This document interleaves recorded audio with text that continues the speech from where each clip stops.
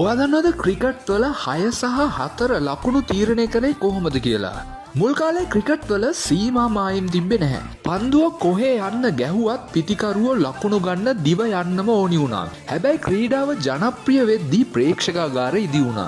ඉතින් පන්දුව ප්‍රේක්ෂකයන් අතරට ගියාම පිටිකරුවන්ට දුවන්න විදියක් තිබුණේ නැහැ. අන්න ඒ නිසා 1860 දී සීමා මායිම් කියන සංකල්පය ආවා.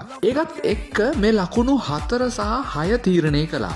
මේක තීරණය කළෙත් නිකම්ම නෙමෙයි.